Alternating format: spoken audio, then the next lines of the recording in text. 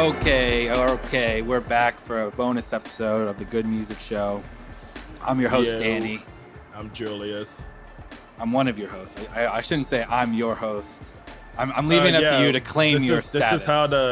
This is how the Good Music Show breakup starts. Like Danny and me would just keep accidentally saying, "I'm the host."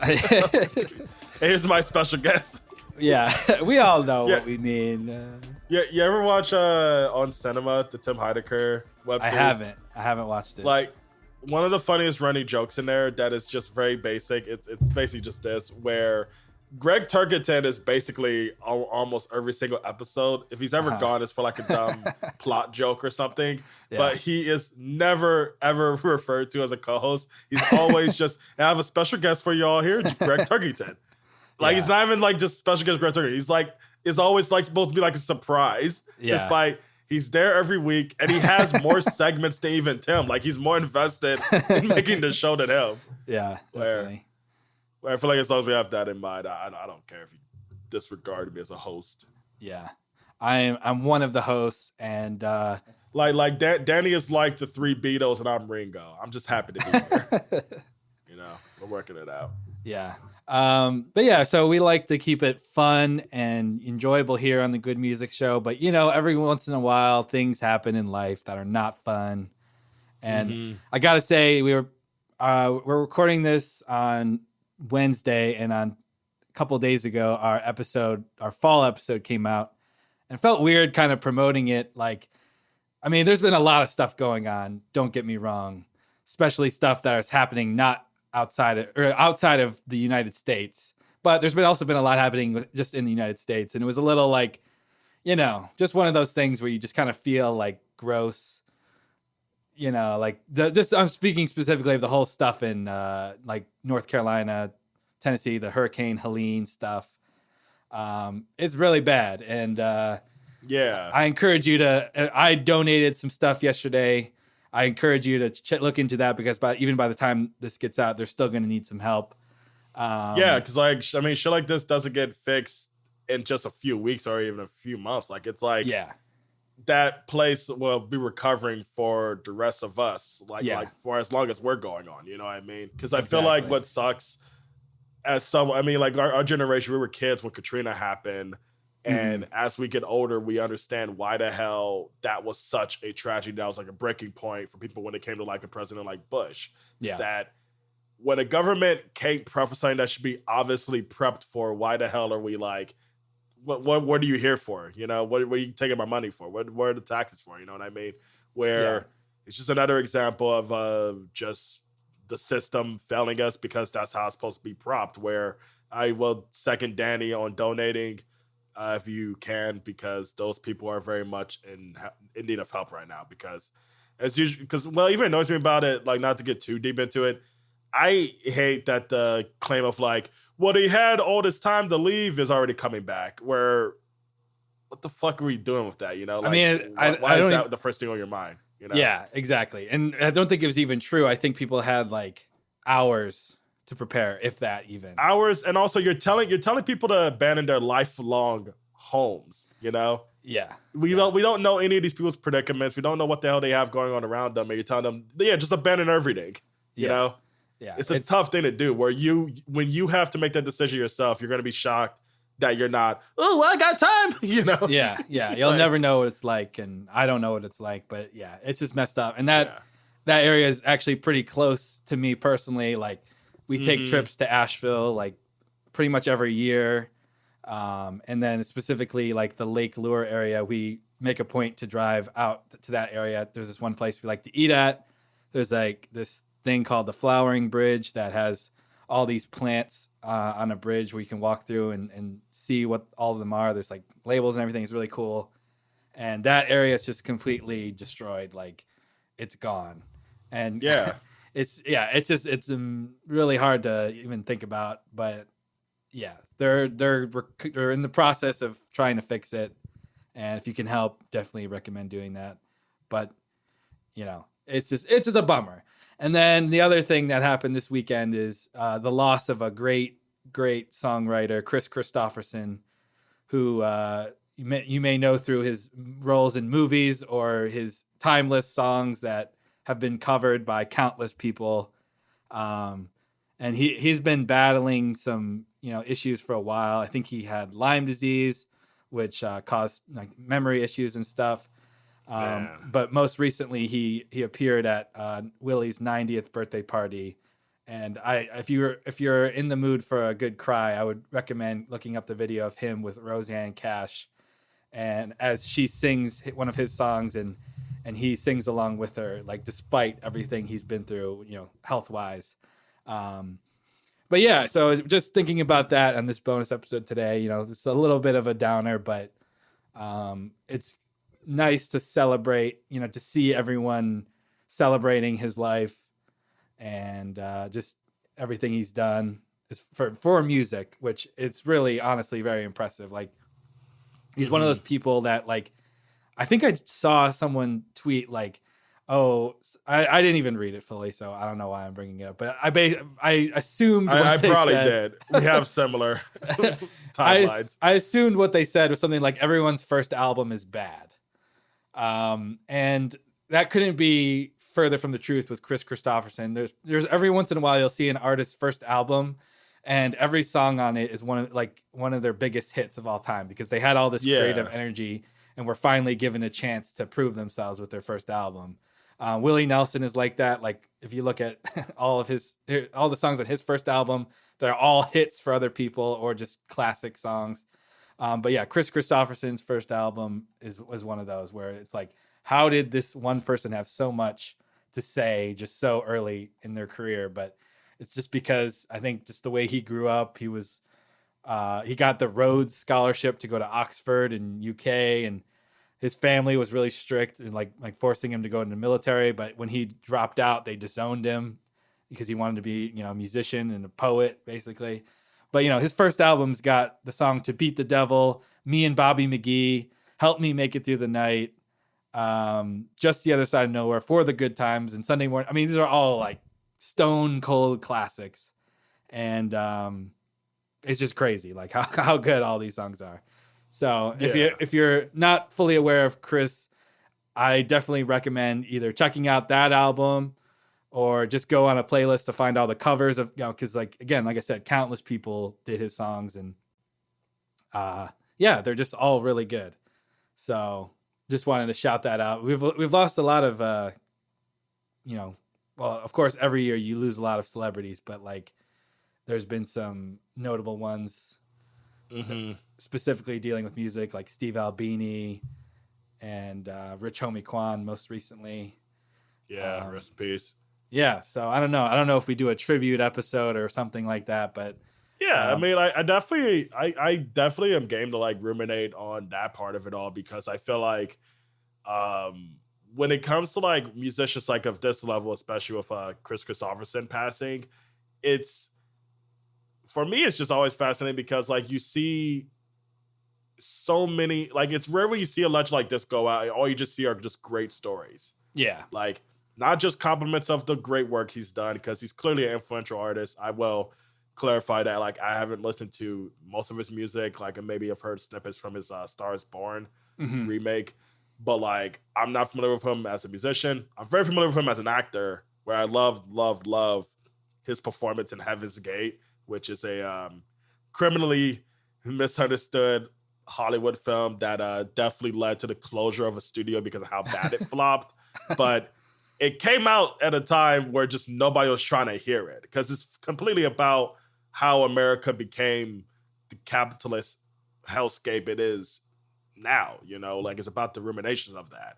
And he has a very, very difficult character to portray, because his character is basically the heart of the country in that way, where he's a cipher for a metaphor. And it's like, for me, I remember just being astonished when I looked him up and I saw that he was just this famous musician. Yeah. Where I was like, oh, what else stuff has this guy done, where he's I've been a fan in Fallout New Vegas. Oh yeah. Who is he in Fallout New Vegas again? He's like a ranger that you meet at one point, right? Yeah, I've never played that game, but but in New Vegas, Chief Hanlon? Yeah. Like, I don't like fanning out too much on recordings, but Fallout New Vegas is like probably my favorite game of all time. Yeah. The only thing I've maybe spent over 500 hours on, which I'm not proud of, but Fortnite is so popular that it's way more common for that now, it seems. Right. But like, he has a monologue that the game never puts you in front of. You have to really go out of your way to find his character. And when you finally come across his character, it's the only time when a character has like a monologue. Like usually you're having a conversation with them, but this guy literally will talk nonstop at you for like about 5 minutes or so before you're allowed to say something. Yeah. But what's funny is in video games, we're way more impatient. Like, it's probably the most impatient crowd of consumers because we want our like reward immediately. Like, the challenge is why we're doing it, but we want our fucking reward. And with a story-driven game like New Vegas, you're not really allowed to have room for monologues like this, where it has to be incredibly written and incredibly performed. And it is just an insane monologue that this guy is able to like just make it to a fucking home run. Like, it's a beautiful piece of writing. Where I forgot that he did that. Sorry, I'm tearing up, but like, I forgot that he did that monologue. It's a great character, great quest, and insane that he's the guy who voiced that, because most Fallout New Vegas fans are probably in my boat of like, I didn't know this guy was a huge country musician. Yeah, you know, where he has like a very standout moment in video gaming for me, because you don't really get that many narrative moments where the game can relax and let you have to like hear a character, you know, speak this much about themselves and their thoughts on the situation that you're in. And what's funny is as soon as like he's done with the first part of his monologue, you're allowed to just say, "Are you done fucking talking yet?" And he will just give you, I won't spoil it, but the response he gives you is such a fucking funny, like, fuck you, basically. Yeah. But yeah, no, where I was already just thinking about like him and Heaven's Gate and him in Blade. Like, he plays like one of the coolest sidekicks ever in Blade, where he's just great. If you haven't seen Blade, fix that. But when it comes to someone like this, like, it's always just more shocking to see a musician and actor, or just artist of this scope, having nothing but great stories rushing out. Because I remember when Sinead O'Connor, when she passed away, I think it was either earlier this year or last year, like, the biggest thing that people kept bringing up again was like when she got booed, and I think it was Woodstock, or where she got booed at? It was like Bob Dylan's birthday party or something like that. It was a Bob Dylan show. And like, Kris Kristofferson famously went up there, gave her a hug, and pretty much, like, I forget what he said exactly, but he basically said, "Fuck them, you give them hell, man. Like, you're good." And like, I think she said, or he said, like, "Don't let the bastards get you down," and she said, "I'm not down," which, you know, like, you know, it's just it's like a cool moment. Like, she knew what she was doing, and like, she knew, like, she didn't necessarily need him to support her, but at the same time, it was nice to know that at least someone was. Yeah, like, someone had like the willingness to be like, "No, I'm standing with her," because what I think is sad with her, especially, is like, she never was really able to recover culturally from that, because the 90s is just so weird about which celebrities they chose to be mad at. Like, it's funny to realize that Winona Ryder's career ended because she was shoplifting, when I'm like, that's the crime we're mad about? Right. The Beetlejuice girl couldn't have a career until Stranger Things again? You know? Yeah. Hollywood is weird. But anyway, with her, like, for me, like, because I didn't know about that clip until she passed, and I was just like, taken away that there was someone who was willing to be by her side at that moment, because for most musicians, I'm sure they didn't want to touch her with a 10-foot pole after what she did, you know? He was told to get her off the stage, and he was not about to do that either.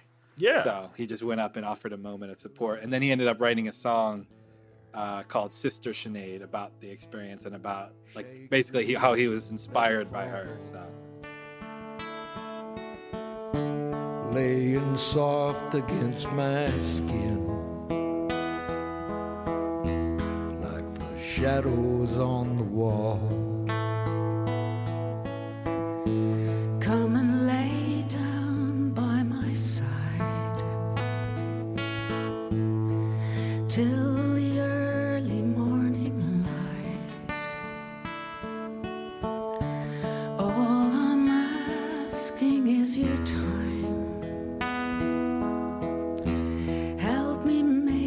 Through the night.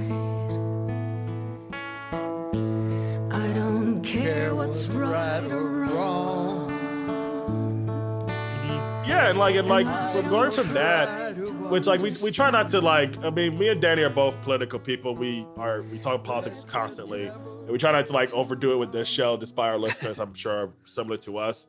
But like, it meant the world to me to like even like see excerpts of interviews of his where he even talks about issues like Palestine, you know, where he's even on the money about that, where it's just like crazy that a guy like this exists. And for me, not enough of us did our part to like recognize what his like, you know, primary talent was, which was his music, which is something I hope to like fix ASAP, because like it's just not often when you get to see a musician like this have nothing but greatness come out for him. Which, you know, I haven't checked his personal life section on Wikipedia yet. I have no idea if I'm missing out on some weird shit, but yeah, I don't know. I was just shocked to see all the celebration, all of it seeming like, yo, this dude was actually someone I admire, you know? Yeah. Beyond his like works. I haven't heard anything bad, so that's a good sign. A lot of praise. I'll say there's one kind of story that every time either one of the parties come up, this story like kind of gets circulated, and I'm pretty sure it's fan fiction, but I'm referring to Ethan Hawke's like profile in Rolling Stone of Kris Kristofferson, where he tells a story. That's actually the first story those I've read that's like where I'm like, I did text you. Like I was like, is this even real? This seems way too cinematic. Yeah, I think it came around when Toby Keith died earlier this year. I mean, it's Ethan Hawke. I mean, if you know anything about Ethan Hawke, he's like almost Bono levels of like art, man. Which I do love like parts of, but at the same time, you got to be like, all right, hold on. And I don't, man, shut the fuck out. I don't care at all to try to debunk this story, because it's just one of those things where it's like, okay, Ethan Hawke tells this story. Both the two people, Toby Keith and Kris Kristofferson, said, I don't remember that happening. I don't think I would have done that. Toby Keith denies it, of course, because he looks bad in the story. And then I think someone else, I think Kris Kristofferson's wife maybe said, yeah, that happened, or who knows? Like, I don't know if it happened, but it does highlight like what you said. Like, there's an excerpt about his book, from his book, where he talks about like losing shows and money from supporting, you know, Palestine, you know, even years previous. Decades. Like it's crazy. Yeah, decades previous. Yeah. But he was willing to stand up for these things. And there's a clip, you know, like I think all the other stories speak well to his characters, that you don't even need this one if there's muddiness about whether it actually happened. And it's also just like it's like an epic moment where he's like, you know, confronts Heckler basically thing, you know, like a fantasy, but whatever. It's very much gonna be, if they make a film about him, they're gonna include this. Yeah, pretty much. Like, it's very cinematic. It's very cinematic. Yeah, but it only could come from the mind of Ethan Hawke. But yeah. I'm not in the business. I'm not trying to correct the record. If people want to say that think that it happened, I don't care. You can think that it happened. It's a cool story. I mean, but the point I want to highlight is that he did so many cool things that, you know, like the true things that are definitely true are just as cool. There's another story about how he landed a helicopter on Johnny Cash's property to give him a demo tape, which even Kris said, like, well, Johnny has a funny way with the truth, you know, making the truth sound better. Like, apparently it happened, but like Johnny Cash wasn't even there when it did, or something like that. But anyway, which is the funniest thing to lie about in that story, is like, he wasn't even there. I landed my helicopter. Like, so regardless, I mean, the songs that he wrote speak for themselves. I was telling Julius that there's a cover of the song For the Good Times by Ray Price, and it features this string section intro that it gives me goosebumps every single time I hear it. It gives me the chills. Like, it's just so beautiful. Like, just think of like the most beautiful old Hollywood scores you've ever heard, and then you'll hear this, and then when his vocals come in, it's just like, oh man, it's so good. For the Good Times is a song about like, you know, we're not going to be together for very long, but let's just have one last night to remember this whole crazy relationship by, you know, like, we both know it's over, but let's just have one more round for the good times, you know. So that's about all I got on Kris Kristofferson. I really recommend his music and his songwriting. And yeah, he's just a fascinating person and one of the highwaymen and now Willie Nelson is the last highwayman still standing. So yeah, rest in peace to the legend. If Willie doesn't outlive Jimmy Carter, I'm gonna fucking break a guitar on someone's head. yeah. Oh boy, Jimmy Carter is. I don't have really like out of all the presidents, I can really give a shit about Jimmy Carter. It's just annoying that out of anybody, yeah, he dies before this episode even comes out. Don't Secret Service, please. They should retire him. He's 100. Yeah. Like, if they gotta fucking, like, he's not allowed to go outside when it's fall because, like, a leaf can hit his head. Yeah, right. Like, what the fuck are you gonna do with that? But anyway, but rest in peace, Kris Kristofferson. I'm gonna check out this first album because, as Danny said, it is crazy. It's like, I haven't heard these songs. I'm sure I've heard them, but I haven't, like, heard them. But I've heard of them, definitely. Like, I recognize every title. I was like, what the fuck? Yeah. Like, where no wonder this guy had the room to be able to, like, you know, do as many things as he did besides like this thing where it's just you don't really get that from artists because like the only other artist I can think of who's like, oh, your first album was never good. Well, Illmatic, but yeah, I trust me, when Nas is long and gone, I'm not gonna have a lot of things I can say that are nice. To be honest with you, yeah. And I love Illmatic, but I'm just being real. Where like he's a different kind of musician, just off of like the reputation he left behind.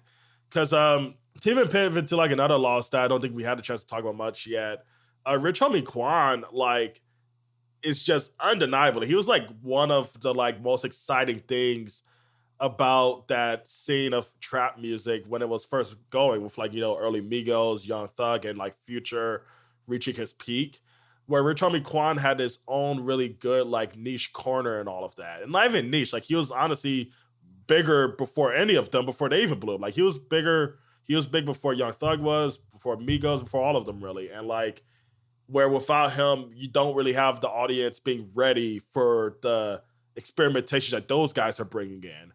Where he's a figure that like I'm just shocked that is already gone because I've always kind of figured that he would at some point just make a comeback or just like get another shot to like, you know, make some music that's going to catch people's ears because he's one of many rappers in the industry who was done dirty by Birdman, who to this day, I believe, still hasn't even acknowledged his death yet.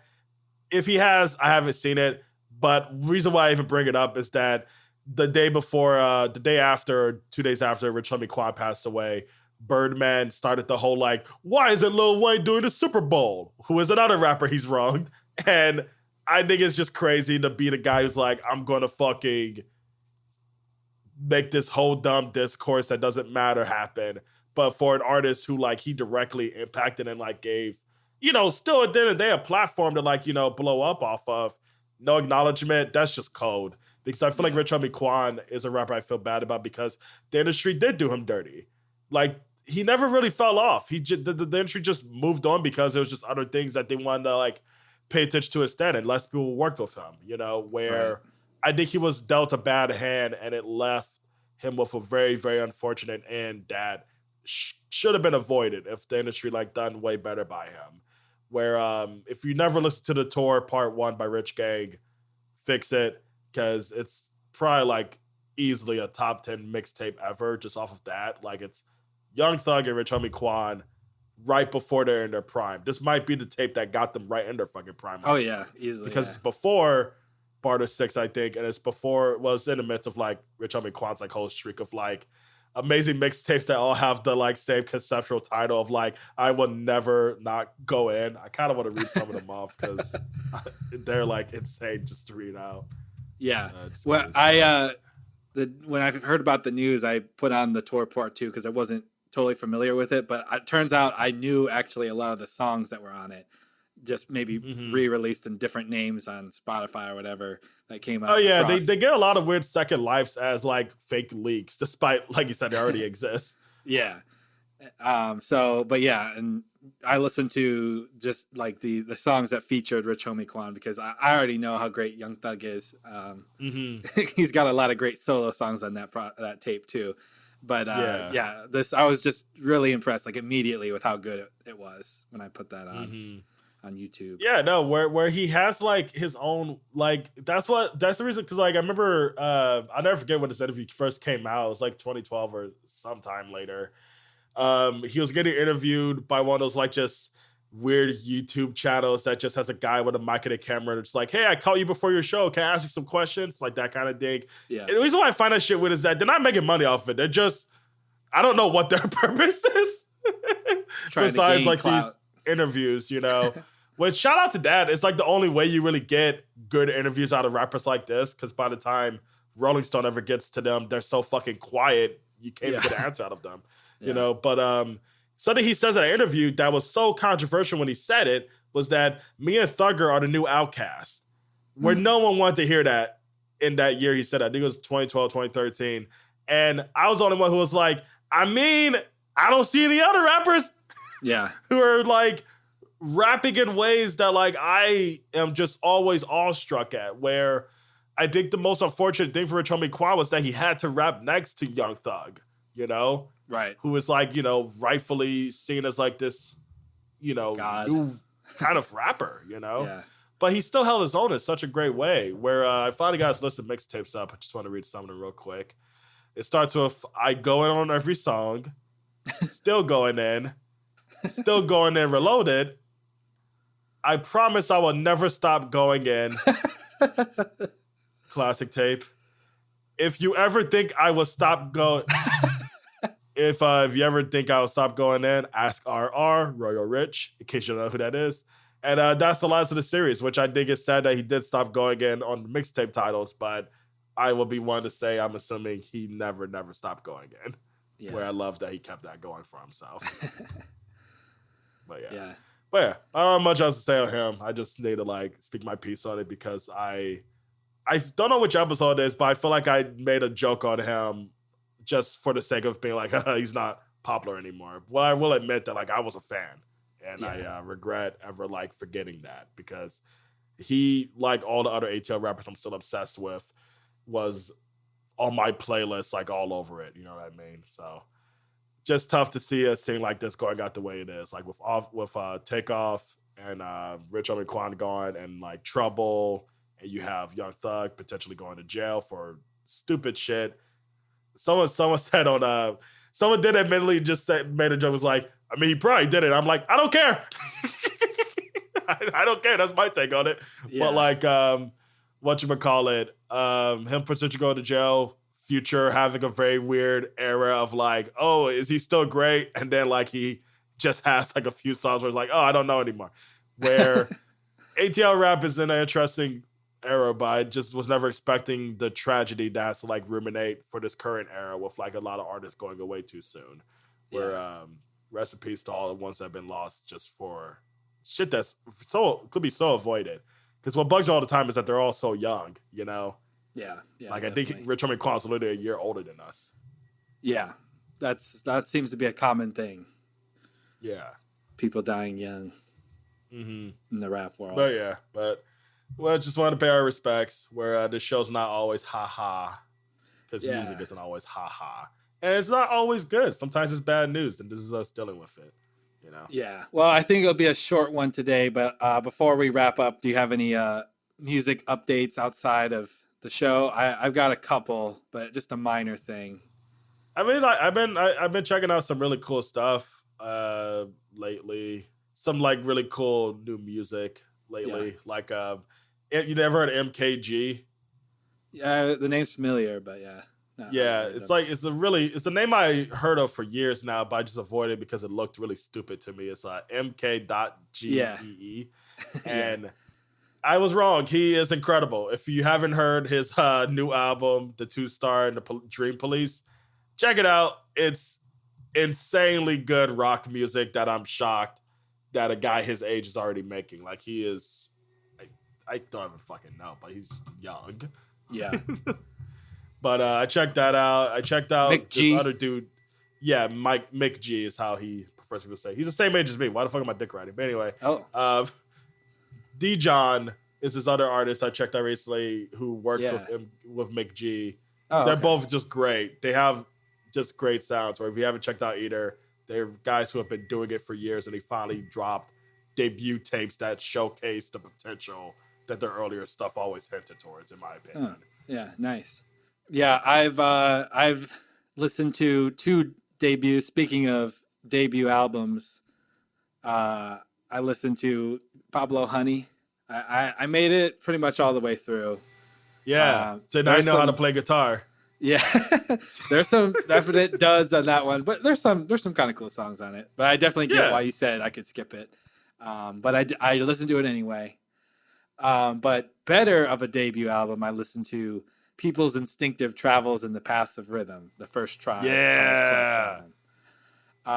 Great stuff. It was awesome. Yeah, no, really, really fun tape. Like, just, I was so obsessed with Can I Kick It when I was younger. That was like my first Tribe song I heard, and it is as perfect as I heard it as a child. Like, I love that song. You listened to the J. Cole remix only, though, right? With what? the J. Cole remix. It's on like the anniversary edition. I think he just Can I Kick It remix? He doesn't have a verse. I think he updated the beat because J. Cole. Oh, that's even worse. He's not just a rapper. He's also a producer. I don't know if you knew that. Yeah, I didn't know. Wow. I wonder why he's not a famous producer instead of a famous rapper. Let me find out. But yeah. People are so desperate for a fucking Kanye. Oh my God. But I had no idea they did that. That's sad. Yeah. I'm gonna check it out just so I can I was just curious. It's the last of the 3 like remix tracks. There's a CeeLo Green remix of Footprints. There's a Pharrell Williams remix of Bonita Applebum. But the album itself is great. I liked every song on it. Yeah, no, it's really good shit. Excited for the next. I feel like you're just gonna like love where it goes from there, because similar to 3 Feet.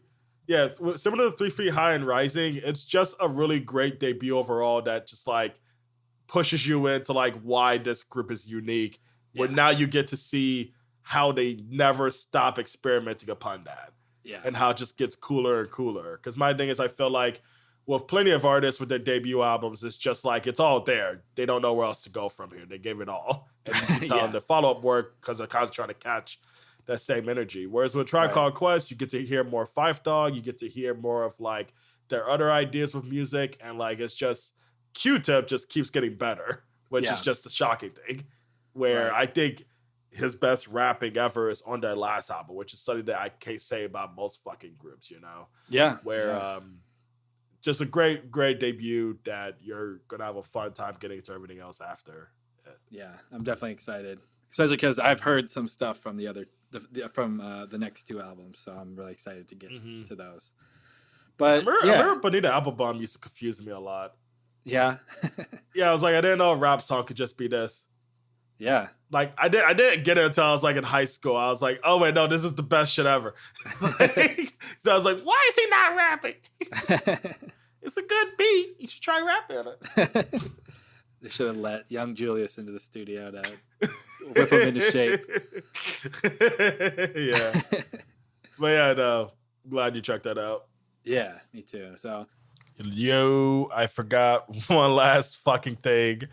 I was talking a lot of shit about J. Cole as a producer on the bonus episode, and I gave the Can I Kick It J. Cole remix a listen. It's pretty good. I think I brought up before, like, I'm a fan of early J. Cole. Like, I really like Warm Up. I really like Friday Night Lights. And there's even a couple, not a lot, just a couple songs I like on Cold World that like way more than the stuff that he's like really popular for now. Just because I feel like he had like a way more interesting, like when J. Cole was trying to be a really good East Coast producer rapper, like not even that he's from East Coast and that East Coast owns the sound of what he's doing, but you can tell that was his influence. And he's good at replicating it. He's really good at it. But I feel like once he started trying to like, show his range, try to trap and this and that, I'm like, it just doesn't hold up anywhere near as close as like a lot of his stuff that he has in his early records as a producer. Where Can I Kick It remix is no exception. It's nowhere near as good as the original, but like what else can be? Where I feel like he took a really like tough task that I have to assume was early in his career, and he like killed it. So I'll eat my words. J. Cole, you won this round. I'll never listen to this remix again though, but you should make more stuff like this. I think we'll wrap it up here. You have anything else to add, Julius? No, just like, check out more artists that you're not sure about just because of their like rep or they're not like in a genre you care for. And if you can't think of any, if you haven't listened to Rich Homie Quan or Kris Kristofferson, go either way. You're gonna find some really cool stuff. You know what I mean? Yeah, it's weird to say, but if an artist, passes and you hear all these tributes about them, it's kind of like, I'm not saying like every person's going to love every artist, but it's like a cheat code of like, you get to hear all this praise for them at the same time, your first introduction to them. I mean, it's what happened for me with Mac Miller. I wasn't really familiar with Mac Miller at all. In fact, I probably judged him negatively just based on what I did know. For whatever reason, that's issues I've worked out since then, But honestly, I was close to where you were at. Where if he never worked with Tyler the Creator, Earl Sweatshirt, and like the Internet and like Kendrick and all those cats, I would have never figured it out. Right? It's like it took him forcing them to be not forcing. It took him collaborating with them. Where I was like, oh, they're on this. I guess I'll check it out and be like, oh, okay, this white boy ain't bad. And I'm like, oh wait, he's actually the GOAT. Yeah. Similar to like, just another artist, endorsement or collaboration can get you into someone. Sadly, when you're not aware of someone and they die, like it's a great opportunity to be like, wow, they actually are as good as everyone's saying. So yeah, definitely. Well, just check them out. Check out stuff based just off of recommendations because regardless of when you do it, it's worth it. But just feel like scratching that itch sooner than you really want to. You know what I mean? Right. So yeah, we'll leave it there, and I hope you all have a great life and enjoy it. That's scary. Have a great life. I had a great life. You should have like a gunshot drive the hell away, like a body drop. Yeah. All right, everyone. Bye. All right. Bye.